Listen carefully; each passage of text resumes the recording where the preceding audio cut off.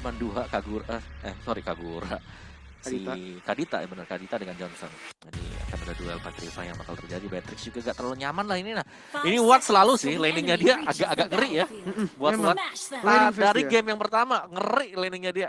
Bener, tapi kita langsung aja masuk ke dalam Lane of Dawn lagi dan lagi untuk game yang kedua di dalam match terakhir kita. Apakah GPX bisa counter mungkin komposisi ini yang so far masih berada di dalam posisi 100% win rate ya, mau MPL, MDL. 75% kalau diambil. 75% ya. 75% kayaknya. Oke, udah kelihatan pergerakan dari Fredo walaupun ini Franco dia nggak ngumpet-ngumpet, dia maju aja ngegangguin dari Purple Buff dari Koko Esport. Fredo, sudah dihalangi oleh On My Way, terbaca sudah permainan dari Fredo. Dan Koko berhasil untuk men-secure Purple Buff-nya, membuat Sangrin enak. Tapi perbedaannya adalah GPX mereka lurus nih dari Orange Buff menuju ke arah Little Wanderer. Koko Esport nggak mau ngekontes Little Wanderer-nya. Ya, bahkan juga penting kan Little Wanderer-nya tadi, berarti dari sisi levelnya anti-Ray bakal jauh. Ya sedikit lebih cepat lah dibandingkan dengan Koko Esport. Ya, karena rotasinya juga gerak, dengan Fredo akan menghantui terus Rin dan membuat On My Way pastinya akan selalu nge-follow up, nge-backup Rin. Gak mau ada suatu hal yang buruk terjadi kepada jungler mereka, Hayabusa yang punya potensi daya gebraknya di area mid lane sangat kuat. Bener, ini juga kalau kita lihat dari komposisinya ya, untuk komposisi yang bagus kalau misalnya digabungin dengan Johnson Kadita, itu pastinya yang bisa setup untuk game ya kan. Kita lihat dari atas dan di bawah pun, ini dua-duanya itu self-sustainable nomor satu, dan mereka juga enak banget kalau misalnya untuk follow up-nya. Di sini Rin sudah ada di arah atas bersama juga dengan Fredo yang terpaksa untuk menggunakan flickernya. Di sini ada Shadow Key yang digunakan dan itu bakal menjadi first blood yang langsung diamankan lagi dan lagi di dalam game pertama dan juga kedua oleh Koko. Wow, Koko Esport lagi dan lagi mereka mengamankan first blood-nya. Jadi dari data kita ngeliat Koko di match kali ini bakal nambahin banyak ya. Tambah 2 berarti. Tambah 2 ada 2 game kan. Itu tadi sebenarnya 2 dari 11 game first blood, tapi sekarang mereka jauh lebih mengontrol untuk area dari early game-nya. Iron Hook-nya connect terhadap Vel, tapi follow up dari damage-nya kurang bisa untuk nge-follow up dan Falling Sun pun juga dikeluarkan.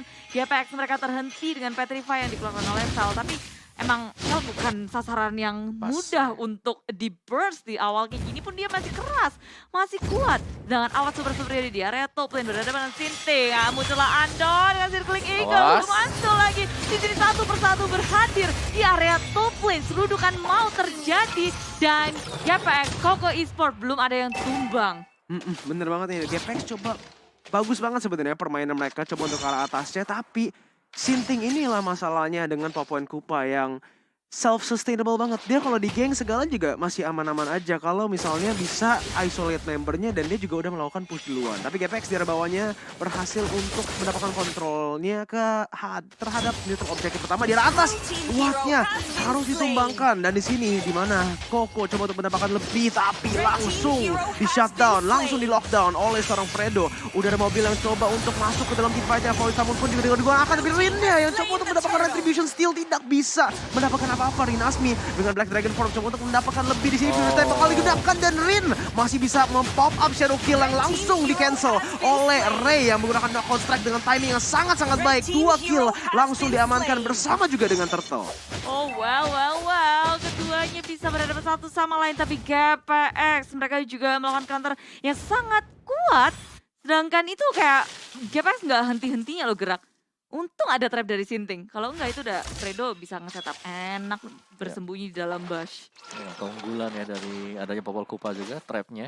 Cuman sekarang memang lagi ditemenin buat Wattnya. Masih butuh item lah buat Watt sendiri. Jadi memang ini sekali saja connect untuk Iron Hook-nya. Ini langsung kelar deh. Tapi di area bawah nggak akan kelar sih. Sampai besok juga dengan adanya Falling Star Moon yang dikeluarkan pun nggak akan bisa untuk nge-shot dan Rinasmi di area bottom lane. Poisi dan juga Rinasmi mereka bakal ya udah happy-happy di area bawah. Sedangkan yang terus berotasi ini nantinya akan ada di Vel. Untuk area tengah, Watt menjadi korban pertama dan di follow up dengan dari Rambev. Ditutup sudah Watt dari area mid lane-nya. Tak bisa dilindungi oleh pemain dari GPX. Walaupun Ando, Fredo ada di area tengah, mereka hanya bisa memandang. Karena memang sudah banget Watt juga gak pakai Purify, pakainya Flicker. Jadi sekali ketabrak dia harus hati-hati dengan ada follow up kan juga. Tabrakan lagi, terjadi 2 member kena. Langsung Rapid Zone yang on point, Fredo dan juga Ando selamat untuk kabur. Koko Esports permainan agresif early mereka masih ditunjukkan di game kedua kali ini. Mereka nggak ada hentinya. Mereka ngegas ke semua lane-nya. Bahkan turret di area atas sudah hancur. Point kill-nya juga dikantongin terus. Network-nya juga ke arah mereka terus. Jadi sebenarnya ya, kita ini sama lagi dan lagi itu lihat dua win con yang berbeda.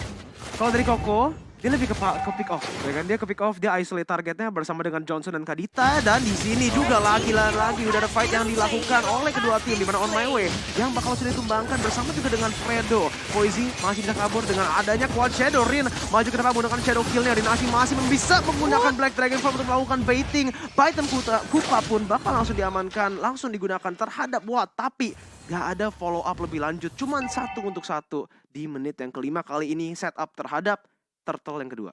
Hitungan Rinasmi juga pas sih. Dia keluarnya, melipirnya langsung ke area samping. Ngerti kalau wah ini damage-nya udah kebesaran. Gak bisa di counter lagi. Terus menerus terjadi. Ini kayaknya tabrakan yang gak henti-hentinya sih. Tapi untungnya tadi itu adalah Fredo yang berhasil diamankan oleh Koko. Tapi sekarang berbeda ceritanya di area tengah. Anu masih bersama dengan ada Purify yang di pop up menghindari semua sisi yang dimiliki oleh Koko. Reputation gak berpengaruh oleh Ando. Tapi 78 detik nih cooldown. Wah, itu mau digigit tadi si counter udah dibuka. Angking nggak kena. Oh, Andonya tapi maju ke arah belakangnya bakal langsung terpick off di sini, dimana dia menggunakan Circle Eagle-nya agak terlalu agresif. Mungkin dia coba untuk lebih ke zoning aja sih ke arah Rin-nya. Jadi sekarang juga sebenarnya Ray udah memiliki keunggulan. Fredo maju ke depan flicker dan langsung berhasil mendapatkan Rin di sana. Itulah kegunaannya. Tapi dari combo 3 orang kena dan Rough Waves-nya berhasil wipe out 3 orang dari GPX dan 2 orang tersisa. Ando yang baru respawn dan Rinasmi yang di arah atas. Oh my god. Itu datangnya pas banget dari Fel dan juga On My Way. Mereka hadir setelah oke kita hilang Rin, tapi balasannya lebih banyak dari Reputation karena 3 serudukan maut. Itu kayak kelindes semuanya ditambah dibanjirin. Rough Wave-nya juga on point, Purify nggak ada di tangan tim GPX tadi di 3 playernya. Oke, mulai terlihat agak serem ya, apalagi dengan tabrakan demi tabrakan yang dilakukan oleh Val. Jadi dari GPX-nya mereka harus rela untuk membiarkan satu hero di garis depan buat ditabrak. Tapi Aaron Hub, Latihan dikeluarkan, Poisi menjadi sasaran utama. GPX gak bisa untuk Kuat memfollow-up-nya. lagi. Awas Super Supriyadi tertabrak, terseruduk, terbanjiri. Rovep-nya keluar, Rinasmi di area belakang harus menahan damage begitu besar. Tapi Poisi ditarik lagi dengan Iron Hub. Sementara itu, laning belakangnya juga gak kuat. GPX tak bisa menahan daya gempur dari Koko Esports dari area mid lane-nya. 5 player berfokus di area tengah. Inilah yang membuat strategi ini ya, komposisi ini sangat-sangat menyeramkan. Sebenarnya ya, Om Wawa, kalau nggak Benedetta gimana lawannya sih? Johnson, ya Link bisa. Jadi rela aja mau ditabrak, Misalnya sekarang, kalau yang sekarang harus rela ditabrak Ando. Attilanya harus rela ditabrak, terus nanti dia bisa keluar dengan guiding win. Ya apapun yang terjadi, jangan sampai Watt kena langsung. Ada kontak langsung ya dengan Johnsonnya. Kalau Rinasmi juga masih oke lah, dia masih bisa Tabrak aku bang, Fredo membuka dirinya dan langsung tabrakan maut. Ini adalah pancingan dari GPX yang dinantikan. Satu korban yang bisa bertahan. Fredo maju dan ketika ditabrak, surprise. Kalau mau kagetin kita kagetin balik. Ini harus rela pokoknya satu hero mereka ditabrak. Merelakan satu dan kalau memang itu nggak tumbang, mereka bakal bisa ngebalikin keadaan. Iya, dan ini juga ya, kalau kita lihat dari Koko, bagus juga sih, walaupun tadi Johnsonnya, Kaditanya itu ditumbangkan ya, si On My Way ditumbangkan di arah bawahnya, mereka masih berhasil untuk melakukan trading. Jadi masih ada satu yang didapatkan Vel, coba untuk menambahkan lebih di sini, tapi lagi dan lagi GPX udah mulai bisa membaca pergerakan dan juga kapan Koko mau melakukan initiation. Bener tadi cepet banget gak sih? Iya. Kayak pakai nos. Memang di nos sama dia. Nggak. Oh, tapi sayangnya nggak tepat sasaran gitu kan. Udah pakai nos tapi nggak ini. Kupa yang ketarik. Wah, kebut-kebutan di jalan terkadang berbahaya ya untuk diri sendiri juga. Itu kayak Vel di area depan harus menunggu lagi timing yang tepat untuk melakukan kombonya bersama dengan On My Way. Dan nggak perlu lama-lama, mereka nggak ragu untuk berjalan bersama mengitari Land of Dawn, puter-puter. Dengan GPX pun kayak mereka bakal siap juga seharusnya.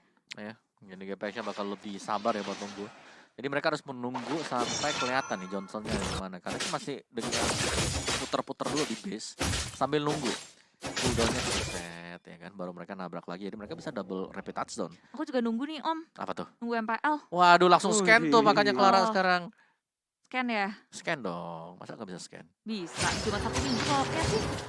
Dan Gas. Everyday is Mobile Legend. Jadi MPL nih, wah. Kapan lagi? Kali ini matchnya rame-rame banget kan? Nah, kalau nggak salah nih hari Sabtu besok ada pasti. Waduh, Wow.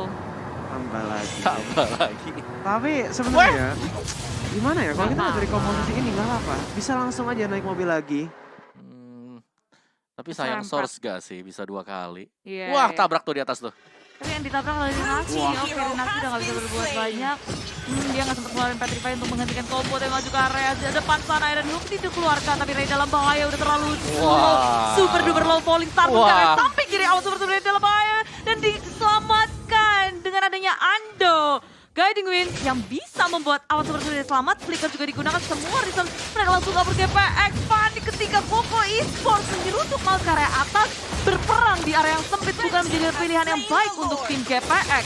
Bener kata Om Awa sih, ini yang harus ambil tabrakannya itu Fredo. Ando, kalau Fredo, juga. iya. Tapi dua kalau ini doang. kalau Fredo yang ditabrak, dia tumbang. Kalau yang si Ando masih bisa selamat, ada chance-nya. Ada Purify soalnya. Bener, ada Purify, ada Guiding Wind ya Ada kan. Guiding Wind juga.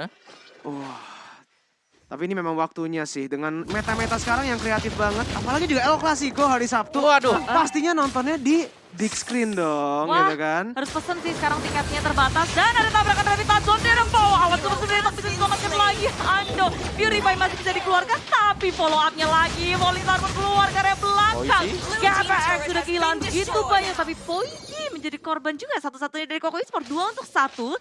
GPX harus bisa mendefense Lord-nya. Dan Koko mereka nggak mau lepasin. Mereka mau ngegas terus tekekan yang sudah mereka Waduh. buat. Iya, Python Kupa sudah digunakan lagi dan lagi. Rin berhasil mendapatkan pick off-nya menggunakan Quad Shadow. Dan di sini Vel coba untuk melakukan dash Buset, sampai itu ke kemana? dalam base-nya. Itu apaan? Woi, Vel terlalu jauh, tapi itu cuma distraction. Dan ini bakal menjadi game yang kedua yang diamankan oleh Koko. Kita bakal Wow. lihat game 3. Waduh, Iya. Perubahan dari Koko gila Esports. sih adjustment-nya. Luar biasa. Oke, tadi kita nggak bisa nge-end game-nya. Sekarang, jangan sampai ke area late game. Jangan sampai ngasih space ke Watt. Jangan banyak jangannya.